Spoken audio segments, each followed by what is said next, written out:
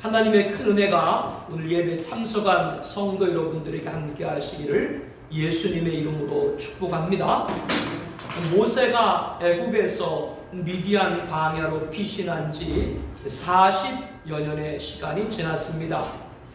그동안 모세는 장인 미드로 제사장 이드로의 양떼를 치는 일을 하였죠. 하루는 그 양떼를 광야 서쪽으로 인도하여 하나님의 산 호렙에 이르게 됩니다. 이 호렙산은 신의 산과 같은 산으로 여러분들이 아시면 됩니다. 성스러운 산으로 불리는 호렙산에 양떼를 몰다가 오게 된 모세 앞에 여호와의 사자가 떨기나무 가운데로부터 나오는 불꽃 안에서 그에게 나타나셨다라고 말씀합니다. 그런데 모세가 보니 떨기나무에 불이 붙었으나 그 떨기나무가 사라지지 아니하는지라 이상히 여긴 모세가 내가 돌이켜 가서 이 큰 광경을 보리라 떨기나무가 어찌하여 타지 아니하는고 할 때 여호와께서 그가 보려고 돌이켜오는 것을 보신지라 하나님이 떨기나무 가운데서 그를 불러 모세야 모세야 하시는 것이죠. 모세가 이르되 내가 여기 있나이다 답을 합니다. 하나님의 훈련 과정으로 불리는 미디안 광야 40년 목자 생활에서 모세는 오늘 중대한 만남을 갖게 됩니다. 여호와의 사자와 만남이죠. 여호와의 사자는 여호와 하나님 자신을 가리킵니다. 하나님이 떨기나무 가운데서 그를 불러 이르시되 이리로 가까이 오지 말라 내가 선 곳은 거룩한 땅이니 내 발에서 신을 벗으라 라고 말씀하셨기 때문이죠. 계속해서 6절 말씀을 보게 되면 더 구체적으로 나는 내 조상의 하나님이니 아브라함의 하나님, 이삭의 하나님, 야곱의 하나님이라 이렇게 자신을 나타내고 있습니다. 이는 이스라엘 주신 언약에 관한 말씀이죠. 언약의 주체가 하나님입니다. 하나님은 아브라함과 이삭과 야곱에게 언약하신 바와 같이 지키시고 기억하시고 함께 하시겠다라고 하는 거죠. 이 하나님의 음성을 들은 모세는 너무나도 놀라 하나님 배우기를 두려워하여 얼굴을 가리었다라고 말씀을 하고 있죠. 모세에게 나타나신 여호와의 사자가 여호와 자신이라면 여호와라고 하면 되는데 여호와 사자라고 표현한 이유는 여호와의 사자란 하나님 여호와께 보냄을 받은 분이라고 하는 뜻이기 때문에 그렇습니다. 이분은 삼위일체 하나님의 제2위격이 되시는 성자 하나님 곧 예수님입니다. 2000년 전 성육신 이전에 구약시대에도 예수님은 자신의 역할을 행하시기 위해 나타나시곤 하셨죠. 성부 하나님이 보내신 자이기 때문에 그 의미에서 여호와의 사자이시면서 이분도 곧 누구시기 때문에 하나님이시기 때문에 성자 하나님. 그러므로 예수님, 이 모세에게 나타난 예수님께서 어떤 목적을 갖고 나타나셨는가요?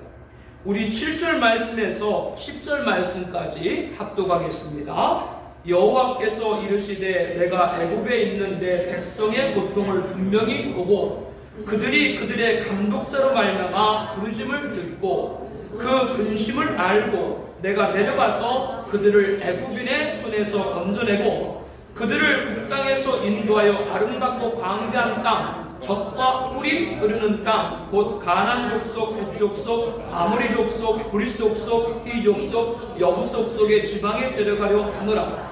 이제 가라. 이스라엘 자손의 부르짐이 내게 달하고 애굽 사람이 그들을 괴롭히는 학대도 내가 보았으니 이제 내가 너를 바로에게 보내어 너에게 내 백성 이스라엘 자손을 애굽에서 인도하여 내게 하리라. 아멘. 하나님은 이제 아브라함과 이삭과 야곱에게 언약하셨던 가나안 땅으로 이스라엘을 인도하실 때가 되었다라고 말씀합니다. 여러분에게도 때가 온 줄로 믿습니다. 조금만 인내하세요. 그래서 이 사명을 감당할 자로 누구를 보내신 거예요? 모세를 부르셔서 친히 누가 나타나신 거예요? 예수님이 나타나서 하가를 하는 거죠. 창세기 15장에 하나님께서는 아브라함에게 나를 위하여 3년 된 암소와 3년 된 암염소와 3년 된 수양과 산비둘기 쥐비둘기 새끼를 가져올지라 라고 했습니다. 그런데 아브라함이 그 모든 것을 가져다가 그 중간을 쪼개고 그 쪼갠 것을 마주 대하여 놓고 제사를 드렸는데요, 산비둘기와 쥐비둘기 새끼는 너무 작기도 하고 쪼개지 않아도 별 차이가 없어 보여서 그냥 제물로 올렸어요.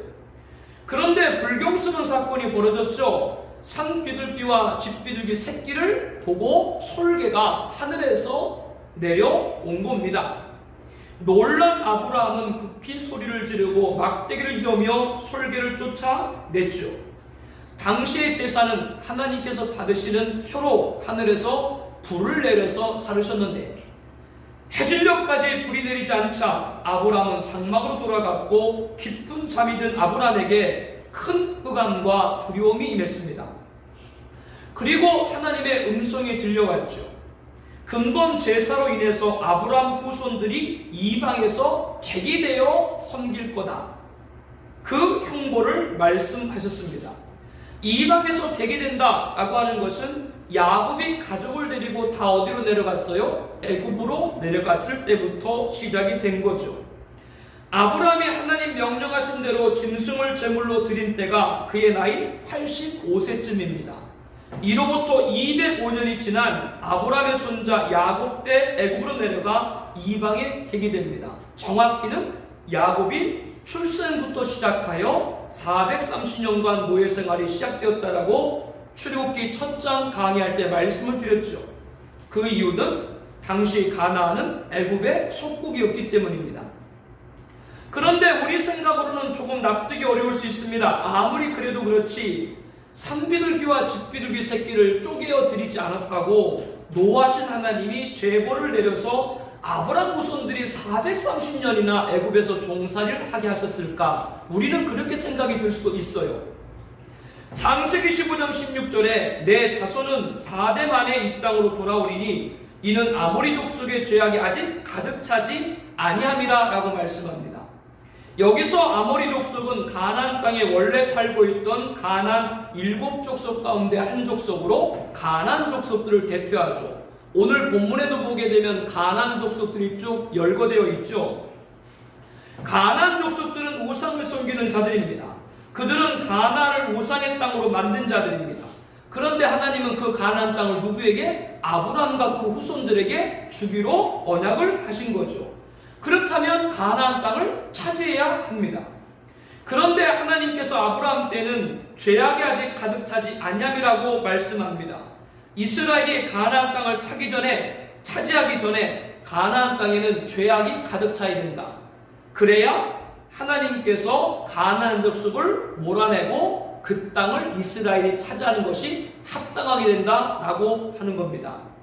그러므로 아브라함 후손들이 가나안 땅을 차지하기까지 어떤 과정을 거쳐야 된다고요? 가나안 땅이 우상으로 가득 차야 되는데 아직 아브라함 때는 차지 아니했다라고 말씀을 한 거예요.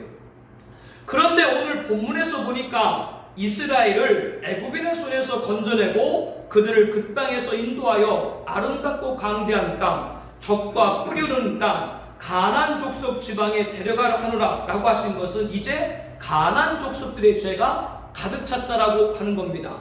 첫 번째 심판이 무슨 심판이에요? 대홍수 물심판이었죠. 그때도 뭐가 관영하며?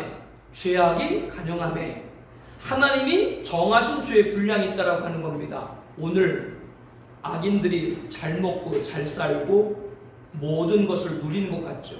왜 하나님은 악인이 득세하는데도 가만히 계실까? 아닙니다. 하늘에 사무친 하나님, 그들의 죄악은 쌓이고 있는 것이고 의로운 자를 보호하시기 위해서 반드시 주님 다시 오실 줄로 믿습니다. 그날까지 이겨야 돼요. 아브라함에게 이방에서 객이 되어 다시 돌아올 거다 라고 말할 505년 만에 이제 이루어진 거라고 하는 거예요.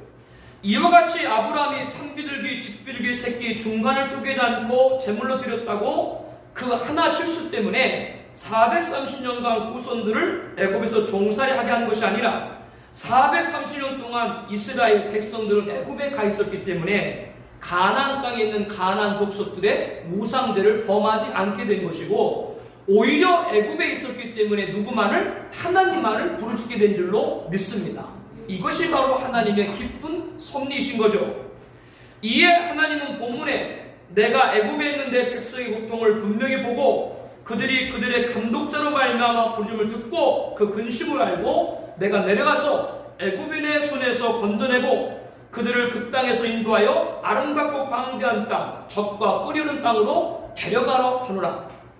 이제 가라. 누구에게 말씀하는 거예요? 모세에게. 이제 가라. 이스라엘 자손의 부르짖음이 내게 달하고 애굽 사람이 그들을 괴롭히는 학대도 내가 보았으니 이제 내가 너를 바로에게 보내어 너에게 내 백성 이스라엘 자손을 애굽에서 인도하여 내게 하리라. 이렇게 말씀을 하고 계신 겁니다.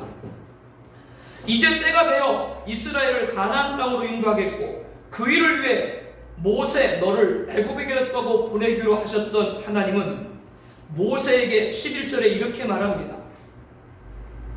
모세가 이렇게 말하는 거예요. 내가 누구이기에 바로에게 가며 이스라엘 자손을 애굽으로 인도하여 내니까. 아니 40년 동안 이제 목자 양떼만 쳤는데 갑자기 부르시고 애굽에 내려가라니까 얼마나 당황했겠어요. 이렇게 겸손으로 포장된 부정적인 자세를 처음에 모세가 보인 거죠. 그러나 하나님은 내가 반드시 너와 함께 있으리라. 내가 그 백성을 애굽에서 인도할 것이라고 12절에 말씀합니다.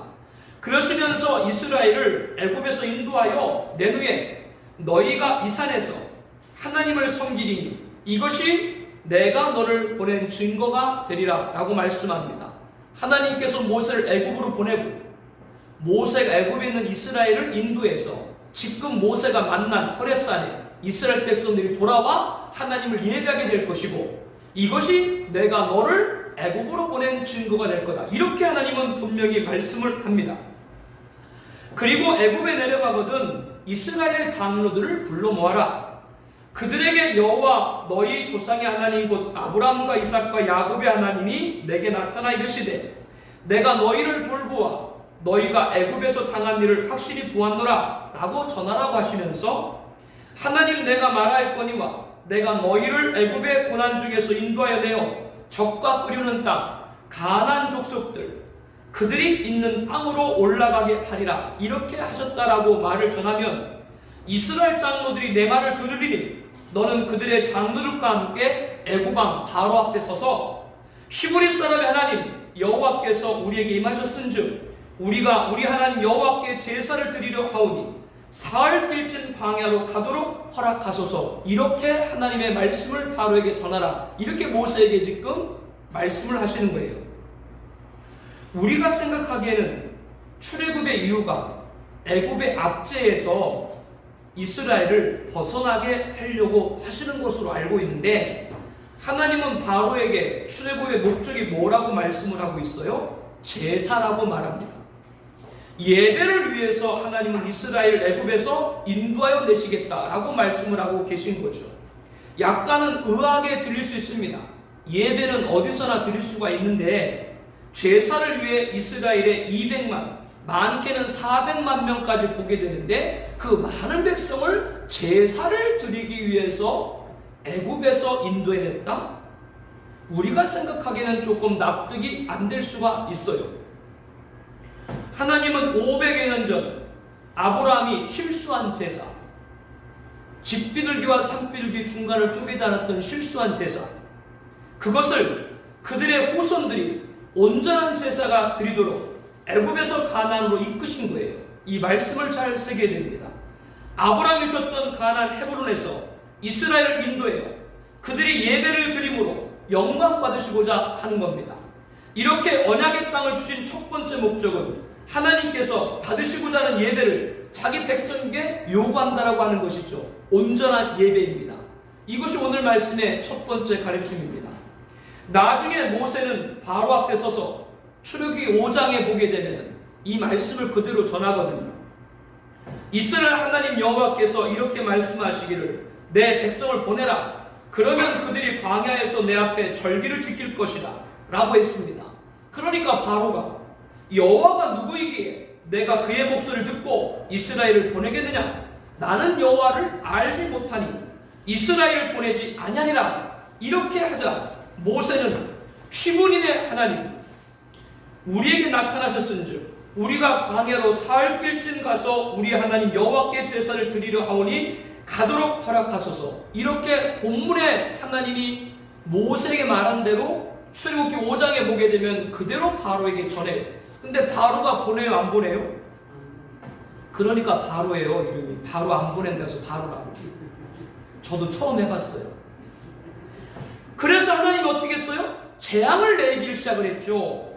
물이 피가 되는 첫 번째 재앙에도 애굽 요술사들도 자기들의 요술로 그와 같이 행함으로 바로의 마음이 완악하여 그들의 말을 듣지 아니했죠. 그러나 개구리가 올라와서 애굽 땅에 덮는 두 번째 재앙에 바로가 모세와 아론을 불러 여호와께 구하여 나와 내 백성에게 개구리를 떠나가게 하라. 내가 이 백성을 보내리니 그들이 여호와께 제사를 드릴 것이니라. 그래서 하나님이 개구리를 보내자 바로가 어떻게 됐어요? 이제 숨을 쉬게 되었으니까 그 마음을 완강하게 하여 그들의 말을 듣지 않았죠. 세 번째 재앙 티끌이가 되고 네 번째 파리가 가득 차자 바로가 모세를 또 부릅니다. 너희는 가서 이 땅에서 너희 하나님께 제사를 드려라. 그래서 하나님이 그 파리 때가 바로와 그의 신하와 그의 백성에게서 떠나지 하나도 남지 않도록 하셨지만 이번에도 바로 마음을 완강하여 그 백성을 보내지 아니했죠. 다섯 번째 가축 죽음의 재앙, 여섯 번째 악성 종기 재앙, 일곱 번째 우박 재앙, 여덟 번째 메뚜기 재앙 다 지나고 아홉 번째 재앙, 흑암의 땅에 3일 동안 임하여 사람들이 서로 얼굴조차 알아볼 수 없을 정도가 됐죠. 바로가 모세를 불러서 이르되 너희는 가서 여호와를 섬겨라 라고 말합니다. 그렇지만 흑암이 지나자 바로는 이스라엘 보내기를 기뻐하지 아니했죠. 결국 바로가 어떻게 됐습니까? 하나님께서 애굽 땅에 처음 난 것, 곧 왕이 앉은 바로의 장자부터 시작해서 옥에 갇힌 사람의 장자까지와 가축에 처음 난 것을 다 치심해 그 밤에 바로와 그 모든 신하와 모든 애굽 사람이 일어나고 애굽에 큰 부르심이 있었으니 이는 그 나라에 죽임을 당하지 아니한 집이 하나도 없었습니다. 애굽의 모든 장자와 가축에 처음 난 것 모두가 죽임을 당하게 되죠. 그제서 바로가 어떻게 해요? 모세를 불러서 너희와 이스라엘 자손은 일어나 내 백성 가운데서 떠나 너희 말대로 가서 여호와를 섬겨 제사를 드리라. 그제서 허락을 합니다. 이렇게 이스라엘을 언약의 땅으로 인도하여 자유롭게 제사를 지낼 수 있기까지 하나님은 한 나라를 거꾸로 드렸습니다. 당시 애굽은 한 국가가 아닙니다. 세계를 지배했던 제국입니다. 하나님은 자기 백성이 마음껏 예배 드릴 수 있도록 하기 위해서 세계 최강 제국을 무너뜨렸습니다. 그렇다면 이것은 오늘 우리들에게 어떤 가르침을 주고 있습니까? 하나님은 한 민족, 아니 한 개인이라도 자신의 백성이 예배 드리게 하기 위해 역사를 주장하는 분임을 알아야 되는 거예요. 인류 역사는 구속사, 하나님이 자기 백성을 구원하고 그들이 예배 드릴 수 있도록 모든 역사가 주장되는 줄로 압니다. 그렇다고 한다면 저와 여러분이 예배를 어떤 자세로 드려야 하겠습니까? 하나님은 반드시 너와 함께 있으리라. 내가 그 백성을 애굽에서 인도하여 낸 후에 너희가 이 산에서 하나님을 섬기리라. 오늘 본문 12절 말씀이죠. 하나님은 모세에게 이스라엘 이끌고 이곳 호렙산에서 하나님을 섬기게 될 거다. 이렇게 예배하라고 말씀을 합니다. 아무 곳에서나 예배 드리지 말고 하나님이 정하신 곳에서 예배를 드리라고 하는 거죠. 신명기 12장 13절 14절에 이렇게 말씀을 합니다. 함께 보겠습니다. 너는 삼가서 내게 보이는 아무 곳에서나 번제를 드리지 말고 오직 너희의 한 지파 중에 여호와께서 택하실 그곳에서 번제를 드리고 또 내가 내게 명령하는 모든 것을 거기서 행할지니라. 아멘. 하나님은 아무 곳에서나 번제 예배를 드리지 말고 여호와께 택하신 그곳, 지금 우리가 예배드리는 교회입니다. 그곳에서 번제 예배를 드리라는 말씀이죠. 우리 주변에는 많은 교회가 있습니다. 수천, 수만 명이 넘는 교회도 있죠. 그렇게 많은 성도가 모일 때는 이유가 있을 겁니다. 그러나 그렇다고 나도 그곳에 가서 예배 드려야 되는 것은 아니라고 하는 것이죠. 하나님은 우리들에게, 나에게 여호와께서 택하신 내게 섬길 교회를 주었다라고 분명히 말씀을 하고 있습니다. 하나님께서 이렇게 내가 예배드릴 교회를 주정해 주신 것이죠. 그뿐 아니라 또 내가 내게 명령한 모든 것을 거기서 행할지라 라고 말씀합니다. 하나님께서 정해준 교회에서 충성할 것을 말씀하고 있어요. 그에 따른 복을 주시기로 약속을 한 거죠. 그러므로 우리는 내가 예배드리는 교회가 분명해야 됩니다. 그 교회에서 주의를 성수하며 하나님의 명령을 따라 헌신하는데 최선을 다해야 됩니다. 이것이 출애굽한 후 너희가 이 산에서 하나님을 섬길 것이다 라고 한 말씀에서 주시는 가르침이라고 하는 거죠. 다시 한번 기억해야 됩니다. 하나님은 애굽에서 이스라엘을 가나안 언약의 땅으로 인도하신 것은 이방에서 대개 단초가 된 아브라함의 실수한 제사를 그의 후손들이 돌아와 온전한 제사로 드리도록 한 거예요. 이를 위해서 애굽이라는 한 제국을 무너뜨렸습니다. 나중에는 홍해도 가르셨죠. 그러므로 성도 여러분들은 온전히 드려야 될 예배가 있다라고 하는 것을 알아야 됩니다. 또한 아무 곳에서나 예배드리면 된다는 안일함에서 벗어나야 돼요. 나에게 허락하신 우리 교회에서 예배를 드려야 됩니다. 코로나 팬데믹 이후 예배의 근간이 흔들리고 있죠. 바르지 않는 예배관에서 벗어나야 됩니다. 이상하게 지금 교회를 침투하고 있는 자들이 있는데 예배 가지고 이상한 말 하고 있는 사람이 있는데 절대 넘어가지 마요. 언약의 땅을 주신 첫 번째 목적이 뭐라고요? 온전한 제사, 온전한 예배인 거예요. 그래서 하나님이 이끄신 거예요. 언약의 땅을 주신 두 번째 목적은 이스라엘에게 젖과 꿀이 흐르는 땅을 주시고자 함입니다. 젖과 꿀이 흐르는 땅이란 약속의 땅 가나안을 일컫는 통상 용어이죠. 젖은 우유를, 풍부한 농축을 말하는 것이고 꿀은 풍요로운 식물, 농업을 의미하죠. 따라서 젖과 끓이는 땅이란 표현은 풍성한 목초지 위에서 수많은 소떼와 양떼가 젖을 내고 오곡백과가 화초가 만발해서 벌들이 꿀을 풍부히 생산할 수 있는 풍요로움을 암시하고 있습니다.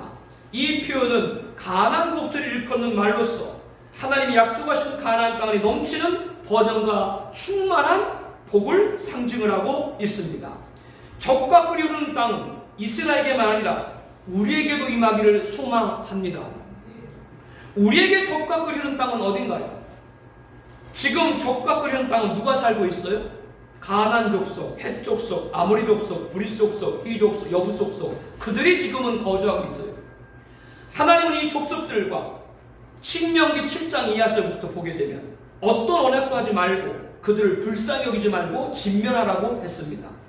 진멸하여 그들의 신 우상을 섬기지 말라. 그것이 내게 올무가 되리라고 하였습니다.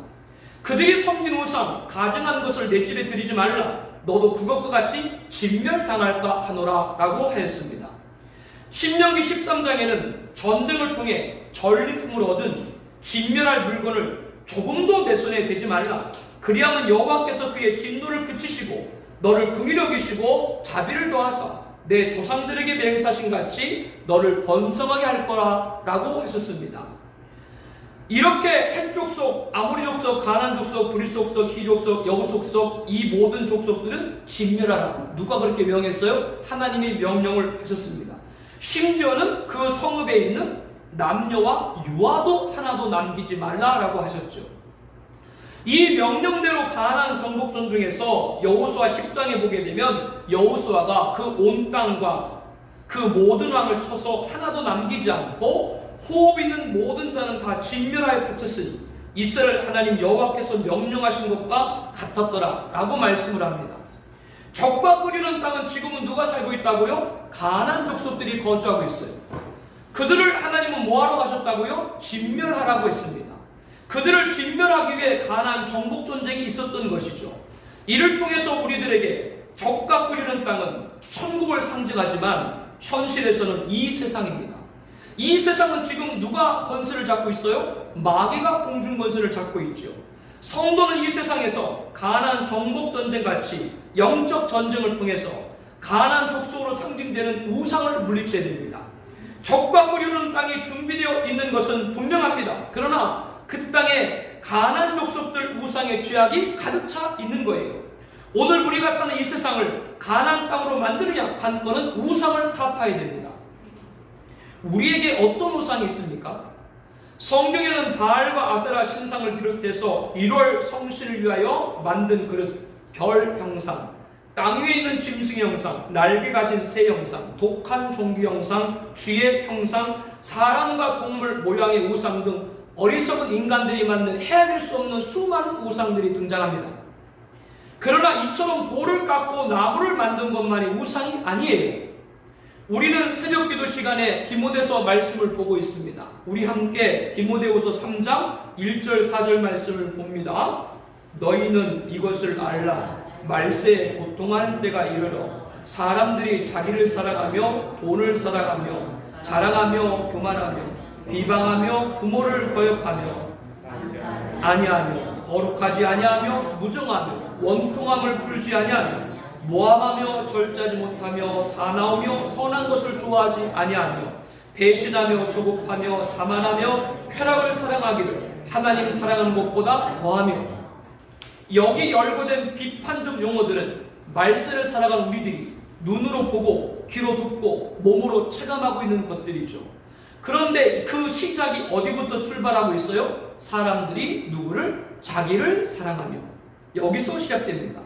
즉 이 모든 부정적인 단어들의 출발은 자기를 사랑하는 것이라고 하는 거죠. 이렇게 자기를 사랑하는 사람들은 누구보다 하나님 사랑하는 것보다 더하다라고 결론을 내리고 있어요. 이것이 우상입니다. 이것이 우상입니다. 하나님보다 자기를 사랑하는 것이 우상이다 그 말이에요. 그런데 이것은 불신자들만 가리키는 것이 아닙니다. 그 다음 절 디모데후서 3장 5절에 보게 되면 경건의 모양은 있으나, 경건이라는 말 단어가 등장했다는 것은 불신자예요? 믿는 성도예요? 믿는 성도죠. 믿는 성도. 그런데 경건의 모양은 있지만 경건의 능력은 부인한다. 즉 아직도 하나님보다 누구를? 자기를 더 사랑한다 라고 하는 말입니다. 이러한 자들에게서 돌아서라고 하나님은 명합니다. 우리에게 가장 큰 우상은 자기를 사랑하는 겁니다. 이 시간 성령께서 자기 사랑하는 깨우치시기를 바라고, 깨우칠 때 성령의 불로 소멸할 수 있기를 바랍니다. 자기를 중심으로 지구가 도는 분들이 종종 있어요. 가정에서 적과 꿀이 흐르지 않는 이유를 다른 데 찾지 않기를 바랍니다. 자기를 사랑하기 때문입니다. 기업에서 적과 꿀이 흐르지 않는 이유를 다른 데 찾지 않기를 바랍니다. 자기를 사랑하기 때문입니다. 우리가 영적인 신앙생활하는 교회에서 자기 사랑을 버리고 하나님을 사랑하면 우리 교회는 적과 꿀이 흐르게 될 줄로 압니다. 이스라엘이 적과 꿀이 흐르는 언약의 땅을 차지하기 위해서 지금 살고 있는 가나안 족속들을 물리치는 정복전쟁을 해야 된다라고 말씀을 드렸잖아요. 출애굽한 이스라엘이 요단강을 건너서 첫 번째 가나안 정복의 대적이 여리고였습니다. 초롱성으로 불리는 이 여리고를 하나님이 개입하셔서 기가 막힌 방법으로 무너뜨렸죠. 이제 아이성을 만났습니다.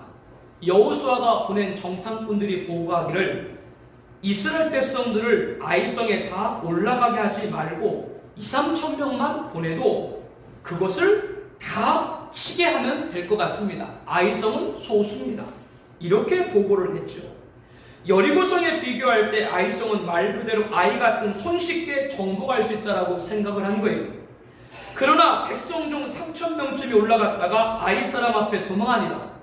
아이 사람이 그들을 36명쯤 쳐 죽이고 성문 앞에서부터 스바림까지 쫓아내려가는 비탈에 쳤으므로 이스라엘 백성들의 마음이 녹아 물같이 되었다라고 하였습니다. 이스라엘이 초롱성 같은 여리고도 물리쳤는데 하찮게 여겼던 아이에서 대표한 이유가 뭡니까? 하나님은 여리고성을 초토하면서 이스라엘에게 이렇게 명령했습니다. 너희는 온전히 바치고 바친 것 중에서 어떤 것이든지 취하여 너희가 이스라엘 진영으로 바치는 것이 되게 하여 고통을 당하게 되지 아니하도록 오직 너희는 그 바친 물건에 손대지 말라, 이렇게 명령을 했어요. 그런데 하나님께서 아이성에 대표한 이후에 이스라엘에게 이렇게 말합니다. 이스라엘이 범죄하여 내가 그들에게 명령한 나의 언약을 어겼으며 또한 그들이 온전히 바친 물건을 가져가고 도둑질하며 속이고 그것을 그들의 물건 가운데 두었느니라. 누가 도둑질했다 그 말이에요. 누군지 다 아시죠? 아간이. 시나이산의 아름다운 외투 한 벌과 은 200세겔과 그 무게가 50세겔 되는 금덩이 하나를 몰래 훔쳐다가 땅에 묻었어요. 그래서 패배를 당하게 되는 거죠. 아간이 왜 물건을 도둑질했겠어요? 자기를 사랑한 거죠. 자기 사랑하면 아웃 오브 안중, 안중에도 없어 다른 거예요. 그러니 하나님 말씀을 듣지 않았습니다. 아간의 자기 사랑은 아까 우리가 봉독했던 디모데후서 말씀과 같은 것이죠. 그래서 아간 한 사람만 차명을 당하고 끝난 것이 아니라 많은 동족이 죽임을 당하고 이스라엘 백성들 마음이 녹아 물같이 되었다, 이렇게 낙담이 되게 만들었습니다. 이처럼 자기를 사랑하면 자기는 물론 자기가 속한 가족과 공동체에 크나큰 어려움을 가져오게 됨을 알아야 됩니다. 그러므로 자기 사랑을 버릴 때 나와 내가 포함된 곳에 적과 꿀이 흐르게 됐다라고 하는 거죠. 우리가 물리쳐야 될 가나안 족속의 우상은 바로 나 자신입니다. 나를 사랑하는 우상을 버려야 됩니다. 그래서 사도 바울은 내가 내 몸을 쳐 복종하게 하면 내가 남에게 전판 후에 자신이 도리어 버림을 당할까 두려워합니다 라고 하면서 날마다 자기를 쳐 복종한다, 자기 사랑을 없앤다라는 뜻이죠. 언약의 땅 적과 꿀이 흐르는 땅을 주시고자 함인데요, 그곳에는 가나안 족속들이 거주하고 있습니다. 그들을 물리쳐야 됩니다. 그들의 우상을 진멸해야 됩니다. 지금 가나안은 이 세상입니다. 이 세상에 적과 꿀이 흐르는 땅이 되도록 하기 위해서는 이 땅의 우상을 타파해야 됩니다. 하나님 사랑보다 자신을 사랑하는 것이 우상이라고 말씀을 드렸어요.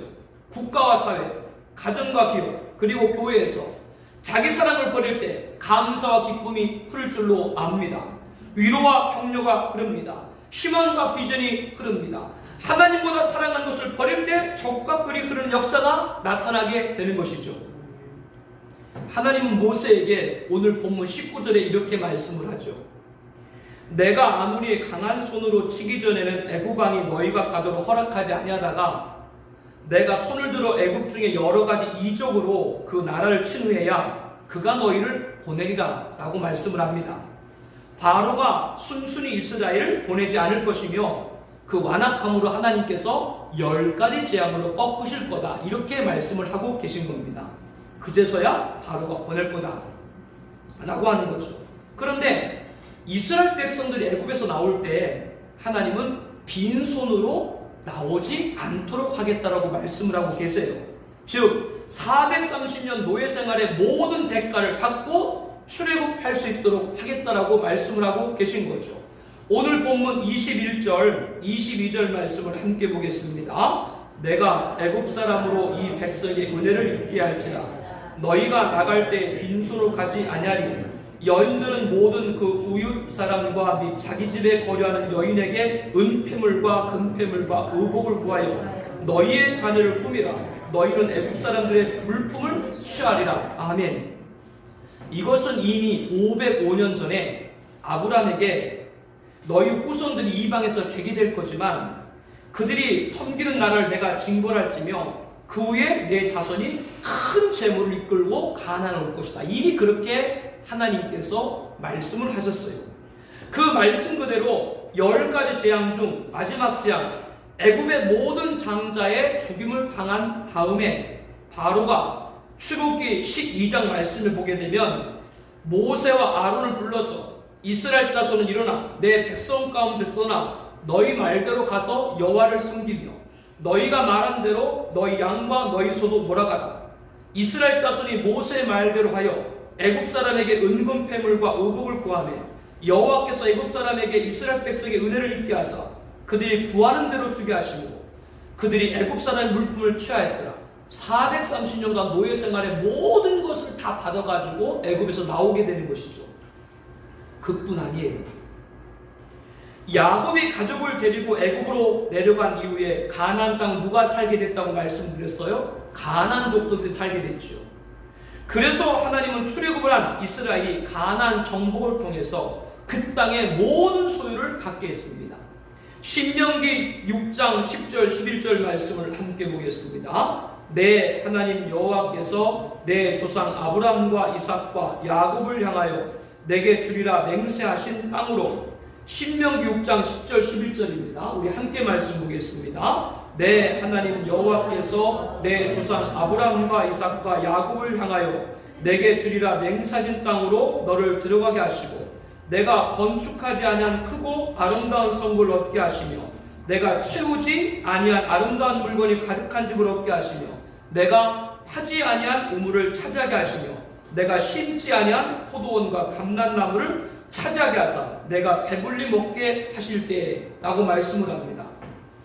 여기 말씀에 보면 이스라엘이 가나안을 차지하게 될 때 건축하지 않은 크고 아름다운 성, 아름다운 물건이 가득한 집, 파지 아니한 우물, 심지 않은 포도원과 감람나무, 이것을 다 갖게 될 거다. 그게 누구의 것이었어요? 가나안 족속들의 것이었죠. 그러면 이스라엘이 가나안 족속들이 그걸 다 뺏은 건가요? 아니죠. 이스라엘이 애굽으로 내려가 있는 동안, 언약의 동안 가나안 족속들이 무단으로 점령을 해서 430년간 자신들이 그걸 사용한 거예요. 그렇기 때문에 하나님께서는 가나안 족속들로부터 마땅히 징수해야 될 것을 다 받게 하는 겁니다.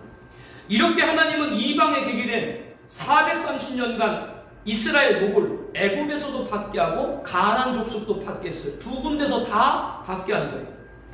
이스라엘에게 430년은 잃어버린 시간이 아닙니다. 신앙을 지키는 시간이고 죄악에 물들지 않는 시간이고 승리가 준비된 시간입니다. 그래서 배가의 축복을 받게 되는 것이죠. 성도님들에게 이스라엘 430년 노예생활 같은 어려움에 여러분들 봉착해 있습니까? 내가 버는 돈 남이 다 버는 것 같이 여겨져요? 아닙니다. 신앙을 지키고 우상 죄악에 물들지 않고 승리가 준비되는 시간으로 믿으시기를 바랍니다. 여러분 반드시 배가의 축복을 받게 될 겁니다. 하나님께 나아가는 자는 반드시 그가 계신 것과 또한 그가 자기를 찾는 자들에게 상 주시는 이심을 믿어야 할지니라. 히브리서 11장 6절에 말씀을 하고 있습니다.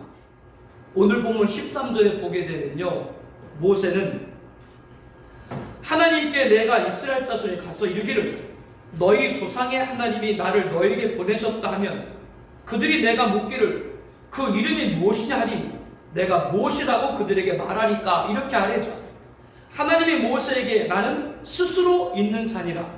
또 이르시되 너는 이스라엘 자손에게 스스로 있는 자가 나를 너희에게 보냈다라고 하라 라고 말씀합니다.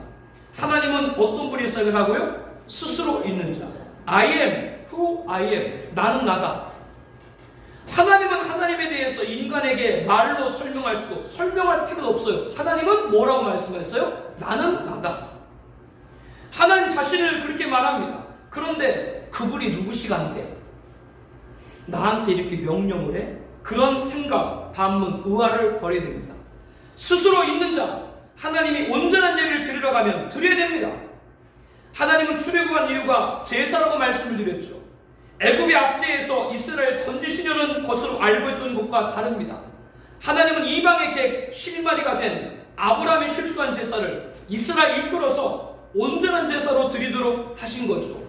이를 위해서 10가지 재앙으로 세계 최강 제국 애굽을 무너뜨렸습니다. 우리가 어떻게 예배드리는지 말씀하고 있는 것이죠. 아무 곳에서 예배드리야 된다. 안일함을 벗어버리고 하나님이 나에게 정하신 곳에서 예배드리며 주의를 성수하며 하나님 명령에 따라 헌신하는데 최선을 다해야 됩니다. 언약의 땅 주신 목적 첫 번째는 온전한 예배입니다. 나는 스스로 있는 자, 하나님이 이 세상을 적과 끓이는 땅으로 만들고자 하시면 그대로 되는 거예요. 적과 끓이는 땅은 지금 가나안 족속들이 우상으로 더럽혀져 있죠. 정복전쟁을 통해서 진멸해서 그들이 섬긴 우상을 섬기지 않도록 해야 됩니다. 가나안은 상징적으로 천국이지만 현실에서는 이 세상입니다. 세상의 우상을 타파해서 적과 끓이도록 해야 하는 것이죠.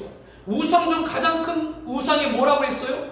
우상 중 가장 무서운 우상이 뭐라고 말씀드렸어요? 자기 사랑하기를 하나님보다 더 사랑하는 겁니다.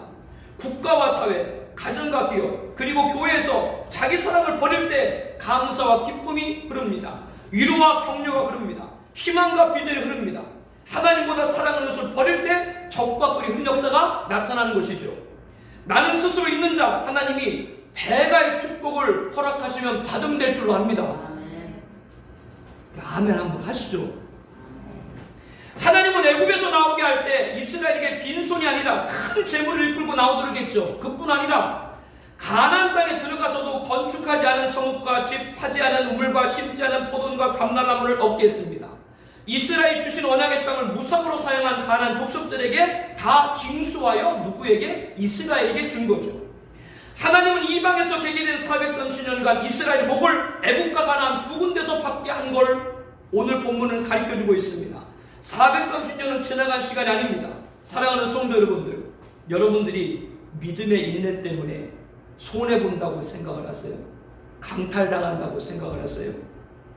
여러분들이 원통하다고 생각하세요? 아닙니다. 신앙을 지키고 죄악에 물들지 않고 승리가 준비되는 시간입니다. 이 배갈 축복을 받는 여러분 되시기를 예수님의 이름으로 축복합니다.